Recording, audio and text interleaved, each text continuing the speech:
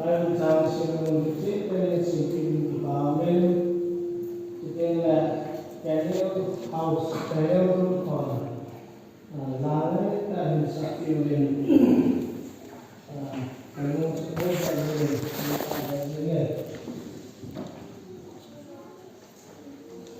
tôi nên là phần là sống chắc kia không thì là cái này số Christian thì và nuôi sinh là yêu hiền lành và nuôi là thì phổ biến chỉ là không bị nó có tên la and sorrow. When we all get to heaven, what a day of rejoicing that will be. When we all see Jesus, we will sing and shout and victory. Và năm nay là lại nè. Lo và năm nay là lại. Và năm nay buồn tiêu này, ít cái part nó không thể làm được gì. Hiện là tu đi hiện và nó ngay hết trong lều, chuyện nào lấy gì này. Và thế nên và nó lấy xin là hiện ấy coi rồi hiện xin là cái mà hiện so hiện là Jesus Christ đã sản tế rồi và nó hiện có chút qua iman đi ở đây. Thì chúng tôi nên làm pháp lại sẽ như thế nào? Bible trang một khắc là xin kỹ đầu tiên John bung som là segi trang som là lia pat in sin kate trang som là lia pat som là segi chân ama ho hi na thu kapi le và noi awata ve aje chuki ma va noya ka hi lo banga ama ho som va noya hi tapo ve ama ho hi va noya kona la na dia ka ka hi ko agilo pa ko ni hong bin in ka ti ro ai mo ve ke ma va noya ka hi lo banga ama ho som va noya hi ko ve ata chuna ma ho hi su thengin na thu hi ata chu hi athen pathe bu tawen van noi agi ti keng lehen that thuma het thi van noi agi ti keng le ama sa pe na creation pathen thil sim ho hi van noi a het thi hi le si da hi thil sim dang dang thing le so ganing ho cho tu si van noi a het thi ani na vanoi ki ti teng le mi him te vanoi ki a het te zon bu thum chang som la bu na chini mu le pathe ni ni banga he vanoi ngai lu ti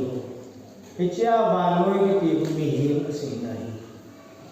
athum na vanoi ki ti teng le system vanoi chon dan vanoi na chi pi thil ho vanoi jin angai lu thil ho và nuôi cái vai hồng mà hỏi và nuôi ta hết thế hi dunia mi tam ta so chan na hi creation thil sim ho a so chan ki pon mi hem ma ko na so chan ma ki bi se ta pon ipia so chan hi wam itia he so chan na hi system evil system a so chan hi na hi John bung som la ni cha som thum la khat first John bung ma cha som la ko hi choi ve te ngai le hi chi van noi hi satan a hi satan ni van noi lem pa hi ama vai hok nam na hi pathin van noi li sinai pathin bu nau thil tam tao mi hi akhang pathin pathin bu nau hi thil tam tai mu do the ven meeting him ho hin mang chan new discovery new invention tak ta hi ho mi nei tu lai ten jong ga se leo han tv e leo lai in tina lo tai tu hin call ti de call family kha cheng na mo tu black and white tv leo sakana le nei ri ave tu go siam ho in maya he ki bola TV na ke ve dunia internet TV nei som khan zo wa computer hung do kita ala computer yong hilo sina hin nei nogen in nei lim tun in computer yong ke ham ki ta cell phone hung do in smartphone hung in hitai pathin thil sem ho ni mi china pya pathin athil go no mi ma ko na ta an pu do hi cho hi aphat du zu ai man sa di wa hi e ho pat sun ai man sa di pa hi satan ka ma che hi satan ni cho hi asila mai man sa sa a hoi mo kha hin koi ji ti tieng le chun mi he mo ya kui cha lai ji va lo le se ki vai hom ne hi pa nam pa hi mi la mo kha ta cha hin thei na ding ai hi ali na la hon vai hom ne hi an bol win hin la hi chi jo pi vet ti nga hi le hoi la am kha na satan thane na hi hum ki mun corruption hum ki tai nepotism hum ki tai na asopi sangam ngai lut na asopi sangam langa personality ahum min hi cho hi phalo hum ki sibang achun nei ne go tu nei ne ho jip le card te ho jong he ewa man sa ding thil pata hi satan hi chi apalo lam ina hin si ki ai mang ki ta eze chun akingwal sa hora to mi hi izan ham ta suboi mi ge atharun amo accident a ki tang ta amine in le lo chen dinga pata hi hinla in le lo ine ho jong he satanin hoila ek su se pe de mai ki nei le in le lo nei ja mi ki le sa tang ta min gen ke ho noi si na hindi chơi một về số bị đeo và nuôi lên pa in control bộ là hết chỉ bạn nuôi hi ama đi làm apa phân đồ làm ai ta nhà mình sao khang dong ten tu isa pen tao education này dunia education hi apa làm ai mà nó vắng sẽ làm ai mà nó vắng tiệm cái gì na midhana le ho de na phải hết China ahin jila le kha hum chit teng le athim lo ho noi sina athim ho bo mu sang na ki joy om ting na hi asia tho tho bi nei hi ja hi igyal diu tu va noi ki satar na hi nam le ke dunia va noi ai chen va noi ai um hi tin la va noi mu hi Hita bang asih hoi ewan bolo di sini. Christian tamtain. Hiti na gale. Vanoi ahi ewan pulzin lo hi. Hiji atu vanoi teng le sunga thilum hoki mansa no zo se pumpaya pai manga chumbia ai isolate hi ding hi. Secluded life man ding hai tia gel no man ije chun mitam ta hi patinan ta sana na mitam ta yo ke nai ke to athen di ka hi ti na ta mo hin ko ai nei rin ije chun ama hin ko ta chom bia phache da na ki gel na pa asin na hi a hi no mi kon khan chun ba noi le se dia pa ko tin ije chun mong lai lo le na na pangin amoy monastery at managin na sit zo sia according ki ven intertive mo chungham gam thitlang kana atum be na chen ni hinna paga jisu kristan ta san chan le ho dinga kauna tua ka hen sim lai chu pathin ko ma ta ki be ma ti le pathin he pa ama ho hi ba noi ni a ho ta be ba na ba noi a ko ni la do tan ja ka ta ho ni ko và nuôi Adam su và ông su vậy nangin đen bị điên Christian thế hi ki xem mong tình hi cổ biến và nuôi yêu nào và hi một thiên gamai xét là gamai và apong tình ai hi cổ hi hàng vu ma ko pi ta ma chu mi zo se mu the hi tình ai hi cổ hi ipi bol di witam sit na gamay chelo ba he nunga mo no ngai ven sit na gama umi hi ve dunia hi ipi bol di witam Christian ke iti hin koi man di witam nule pat de wa hin ki hei dan kha heta ben tin nunga mo nang te dunia hi chi the de ngai na som chakan boken saving and phat chan ngai bin satanin vanoi control bolin asunga chem mi ho zo control bolin hiti hin ko mangta nahi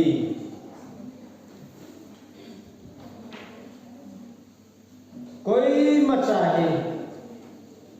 hit about attraction le desire carnal desire hicha kuna immune yum lo na ke ven to zo yum lo tai lo ding ngai su kevin min than ding ngai su kevin ki pa ding de su kevin bol the ding de su kevin hin lai lung thiu wa hi pi mam ki cha na ding se na hin ko ki ma ngai ilung thiu wa hi ke hi hung mi mo khang ke ti ta bang du gyal ding se ki nei jumle za cha na ki nei apa ma hi ahi dan na na hi koi man tu na mi kon kha chung ke ka hoi mo ta ve ti kon kha nen ka gen the se til kon kha nen le ka hello ka hi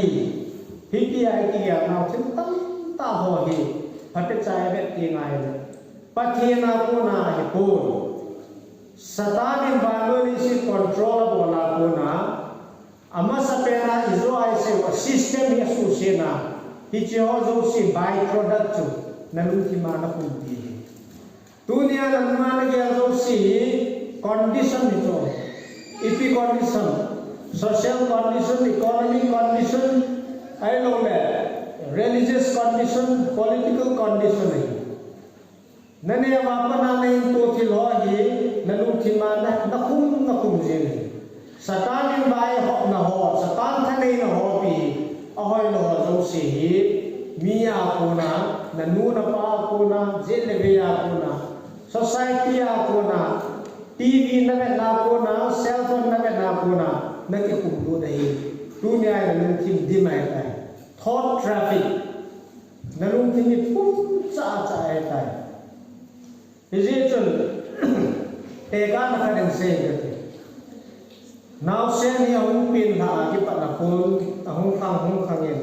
se le pa hin het masang sia ku pure consciousness ni apa se piam hello thil ro se ya ki pa pi te now se na mi zo se apa dinga mu hi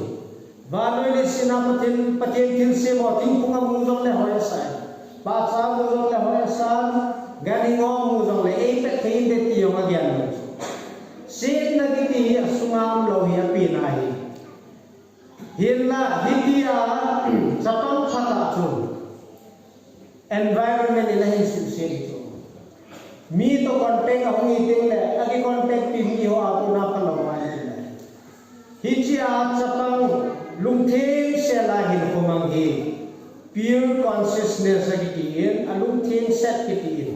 it is Christ consciousness agi ti na Kristal lungthim ki ti pagka Jesu Kristal se ju yo ko mai tin se chapang ho chu ka he nga hung sa un zada a he nga hung tinga pagka Jesu na de chu chapang ho lungthim ho che amana pamin lipi ho ko ma chu de tin se hi chi chapang ho ta bang ina hi lo le ban lo di ma hi Christ consciousness pathin lung put pathin lung ya chu chapang ho ina nei na thing sa siu lo hi ji chun ahung khang ta be nei le tuai chala ya to ho bang ye asi bol ji ha ta chu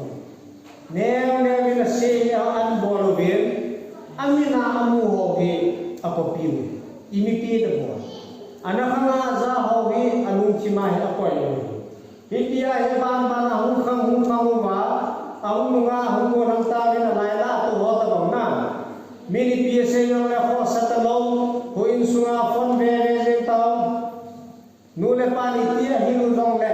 amo hil ka la tin ka he nai ti ta lo nei nu le pa mu lo na hu thi ma se la ga bol hi choi ho ya ku na satanin baloi le se na ku ka palo ho zo se je le ve au moi ahung khan te na hung khan wa hi aban man sa me ki la mu hi dunia hi je palo ho zo se na lung tin ba din ai ta hi je chun mi khat tui kham len lai nga a chininga ki toma hin na ngai cha ai wa nga ama ko na hin la zo ta ki hu hin zo ta lo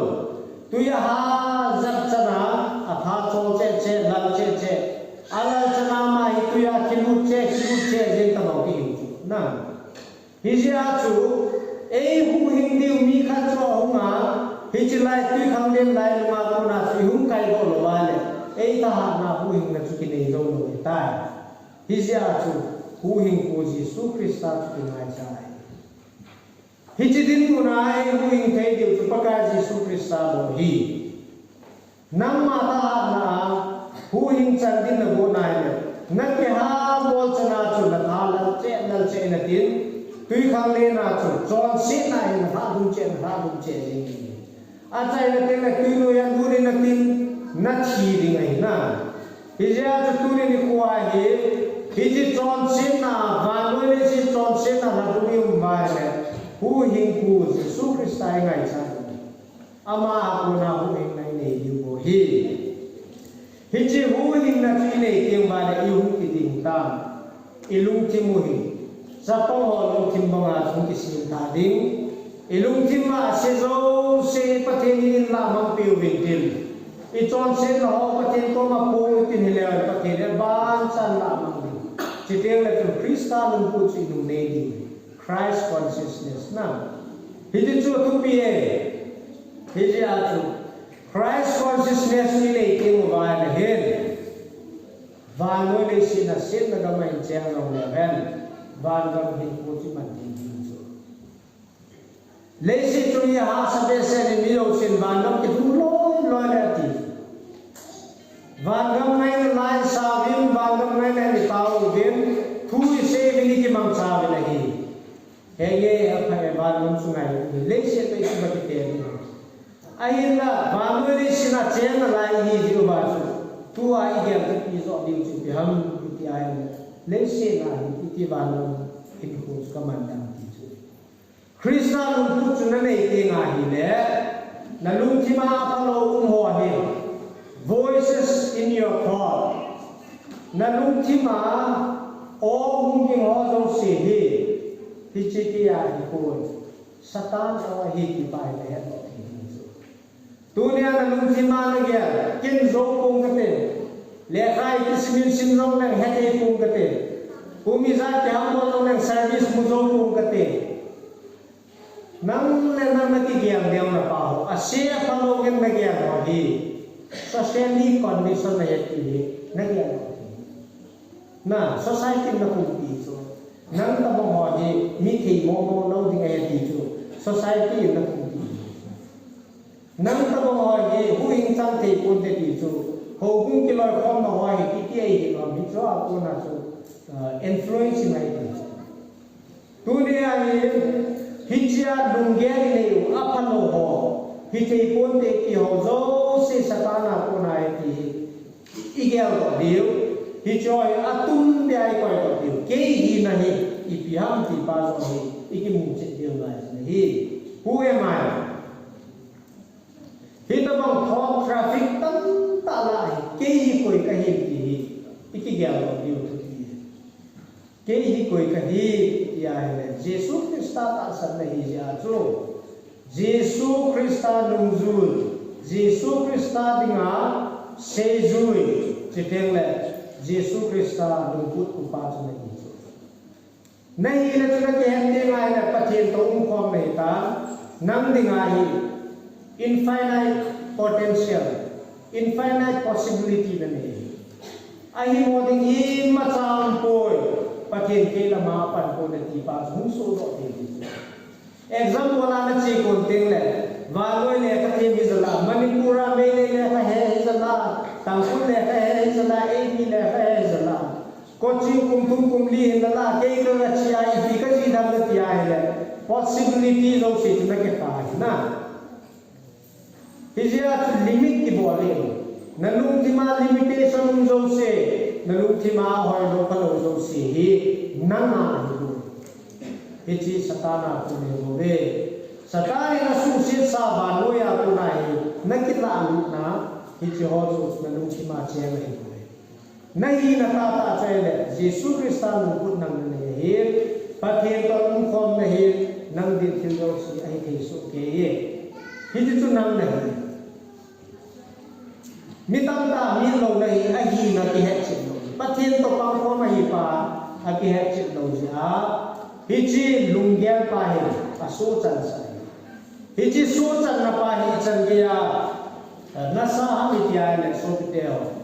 je lu ro ho ve wi nu nga mo no ho chilang en ve nu nga mo no ho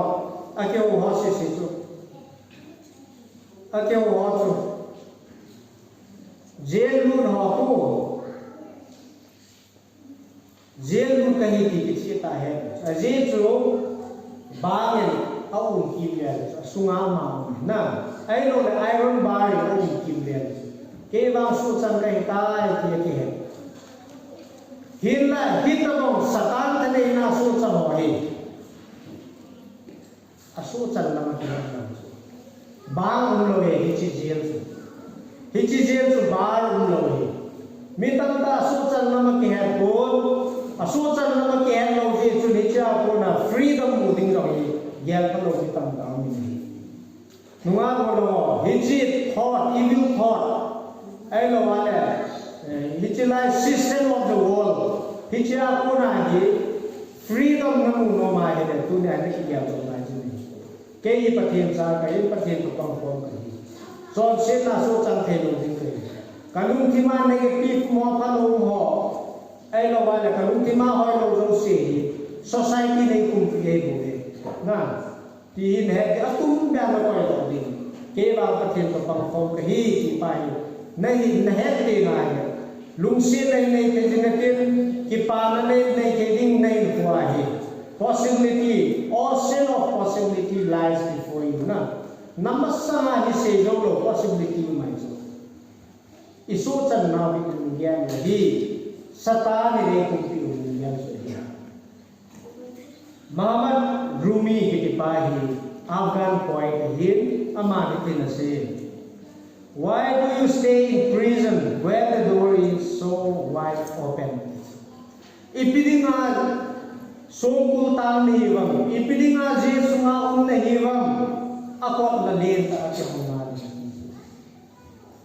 isu ta naw gi ba ki ki mahipon bar bara ti heno hipon isu ta naw lung ki mahipon na ahe ji no hum ko do no mo chu pathen to na pan ko ma hi le bai lam chan hum do te hi ji chu hi prison ai mu te ka ti hi tun ba ba nei bo chan ni cha ko den hum do go ten ma bo la te Napoleon Hill in 1800 say the vast majority of people are born, grow up, struggle and go through life as misery and failure, not realizing that it would be just as easy to switch over and get exactly what they want out of life, not recognizing that the mind attracts the thing it dwells upon. Nalung timin agel zo se na in kwa lung dinga hi ti hi bola na gel ko ram hin kwa hi nalo din mo ma hi le apha wo ki kol se in ase ho se ki ya hi koi tin lang koi mang ni hi chana to lo din na hi ba ya hi ka ne ko yan di se mitam tan chi a hin koi khang go te so chan naw chi a hi tu ki de na for example now it cell phone ne ding mo nga na manaya na mit na ding na lo din na ding so hinla hoila an na ho asi ana man ta ja lo ding lo hi ti ka ki he to nga si asi ana man lo si da na apa asu na manaya lo ding jing ding na hi ti na ja bai dan dan so ilung kim switch in bo hin kya lo ding pa Krista lung pu chi nei ke mo ba le Vanuya ko na cham ha di hi wi tan with Christ in the vessel we can smile at the storm pakai Yesu Krista ta kung khana ta to ko ma le hui pi go pi ki thuan lang tui khang lin ki nong hen nang ki jong le nan ki sat dat de Yesu Krista lung pu chu na nei ke nga hi le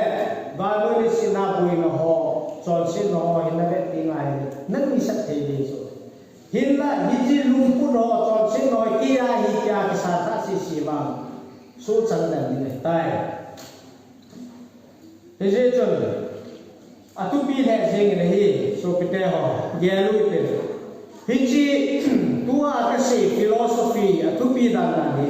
science quantum physics simon na sim dil to na what is nothingness psychology simon what is consciousness philosophy simon what is self realization Hinduism also Hindu philosophy also atma brahman concept hiji philosophy hizo sinaman go nahi hinda adi chan a solution he jesu krista le ki pai atam zona ge alo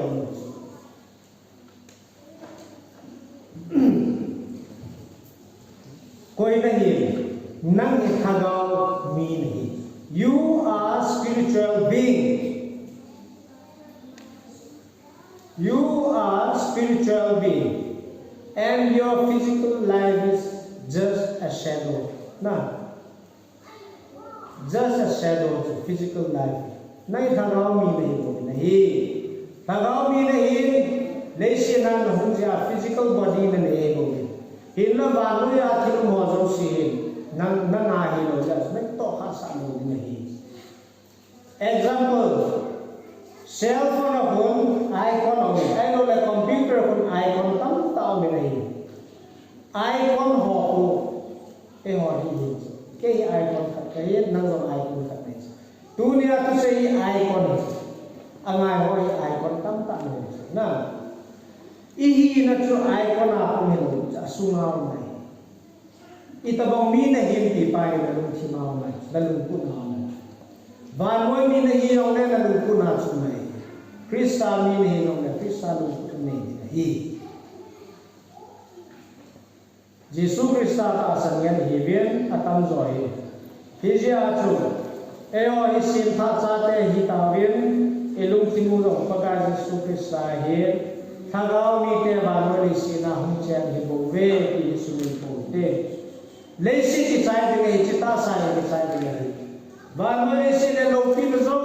si ni khak te na mang te te de ngai ama wa jesu krista ta sa no to so na hi jing ni van moi si system ni eo against apa mai na dunia van moi atin su ho he khak te chan na ben na loi mu tu se pate chan ben na loi pa tu se pate chan ben nei ni ho tu se be aki se sa zo si 100% nang de lama ki se lo hila pakai pathen na ta sana ma tu ben ko ma le pathen lung dei ki ti hi e ma phat som na ding e lo choi ko ti na pathen bo e ding 100% na kom so hichi thugu he chi no zo se ba le se na no the ne nei deu nu le pa ki pa da zong hi deu te te le thaga ba zong ku hing na di ta le chi hi deu hi social media hi mitam te en ya mo hi ching the u te so tu ya social media til pha bo da la ma mo hi te a se ko ti na se bol ko hi te na min ko su khana nei ko sunga mi khani se le amai se ta lai ya po men adam te nga le anu hi lo dam je nga lo le ai than illa facebook la whatsapp la mi khan ta na kyo wa na su na ko ki mu thei lo ka nu kim na su na pa hi chi mi nu mi pa dam lai sa ma lo hi cha na tu na sai dunia social media i man wa itu se la sa ho cha na sa mi cha na sa video game क्या चल बे online game सोय क्या चल बे नहीं है ये फाल निको हो तम ता पिले का सिन नाइ मानवा इचिम तेउ ले मिनिट सो मंगा बिचे तो 300 मिनट कोई जानी उठे मी लोडिंग लेवा वीडियो गेम से किचे बा ऑनलाइन गेम सोय बिचे बा ले लुम लुमा चिसु ई ना तो पी पे नाइ नहीं वा है इतना सतान है कि पात दे ना इचनिन सतान है कि पात दे निचे पा है कोई का लो tai chinu in poi ka lo tai ki khunung te le kun ma ngom ni la je olympic game ho ma world cup ma ho ma video game hong giao tiếng là bao nhiêu su nó ra năm bộ thế Olympic hoa video game hoa ông lồng lại xe thì cái gì của sung sung mang sai sát số này không mà sang này đi football là pen Lampia pen win ground pen win football pen thay lên lên tiêu là cái gì mía làm thế cell phone football cái pe của em tiêu cái của em làm thế na mi galsana chigam lenga chigam manga awamen hichilaya gal ki san momo fi ki phachom ham gat mi sang khan khan jong la tuna phachom ngam lo koi ma khan hi jong la tuna phachom ngam lo ki cho hi gyan pha hi tai thuil pa bung som la ni sang khan si nge cái nôm tập ôi nó đi là chuyện gì đó là cùng họ hùng phun mà sang nó khang đón bé viên nó xem pa diang đó zingin khang đón là xem pa diang đó nó khang đón bé viên nó xem pa diang đó là kỳ hi khát bé bé là phát hiện suy tình hình diang đó gì là kỳ hi Saturday đi là hôm kaya nó không tiếng là phát hiện diang đó là kỳ hi youth retreat nó mang suma phát hiện diang đó là kỳ hi phát sẽ phát hiện giang đó dinh đinh thì ít phát hiện giang đó dinh thì họ mới kia lệ Jesus Christ hi hu in kule lem pa san ding ama lu pu chu in nei Christ consciousness in nei ting ai le Jesus Christ to khom ke ama to hin khom ti si to sei le na phát hiện su mil loading asian pa su mil loading ki ti chu ama lu pu nei ti pa chu hi जे चल तो ने दा पानी में बहुत सारे की गया होते तासा मेल कुमाई में कहीं ताई की गया के ही तब इन सुमाई में या हम को नहीं ताई की गया कमेल ही तब मैं ही क्या ही की गया है ए और शैतान कंट्रोल हो या हिताविन अति चाहे हिता नहीं ना हिचलू गया किया को नहीं कोई बालों नहीं के मुझे कहीं न ताता चुकने वाला या नौबिन किसी pure consciousness का नहीं कि नगाजी तूने यीशु के साथ की साना ही है अम्मा रूप चुका को तेंगा ही है के ही आज से आप खेल गया वो पाँच ही कते कहीं को ही limitless possibility का मतलब हम ने की ही अथाह गया वो देवा कहीं तांग गया कैसे खेलों ने नहीं आए हम कैसे हम ने खेली बहुत से दीवन पत्ते को पिता है